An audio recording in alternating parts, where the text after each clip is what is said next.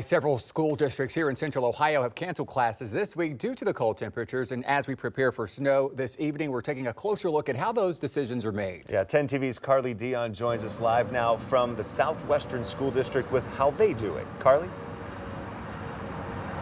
Doug, Andrew, I spoke with several of the largest school districts located here in Central Ohio today about what exactly goes into that decision when deciding to cancel or delay opening for school because of weather. Now, there are a lot of similarities between the districts on what goes into making that call, and some of those factors include temperature, wind chill, and the forecast, the timing of the inclement weather, road conditions, impact on transportation like buses, and conditions of school buildings. Many of the districts say they usually try to make the call by 5:30 the morning of. Today I spoke with Southwestern City Schools Executive Director of Communications, Evan Debo. He says the state's Department of Education requires every school K through 8 to get in 910 hours of instruction in a school year, and grades 9 through 12 need 1,001 hours, as opposed to requiring a specific number of days.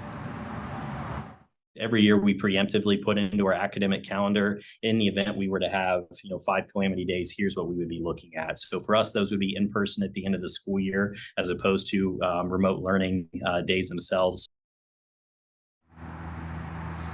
And of course, all of these districts use similar methods when it comes to notifying their school community that there's going to be a delayed opening or a cancellation. And that, of course, is by phone and email, through social media. And of course, right here on 10 TV, you can look at the ticker at the bottom of your screen to find out about those closings.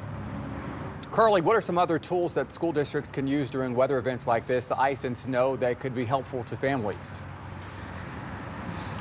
Yeah, Andrew, there's actually an app that the Southwestern City Schools District uses that for any of the families who use bus transportation for their kids to get to and from school, and it keeps track of them, the buses, in real time to let families know when they're on their way. And here's how it helps during the colder months. That's a communicative tool that families can see to be able to track their bus, to know, especially on those wind chill days, hey, I can keep my kiddo in, or I can text the babysitter and say, hey, it looks like the bus is going to be, an extra 5 or 10 minutes. You can keep them in from the bus stop, for that time, out of the elements, out of the cold.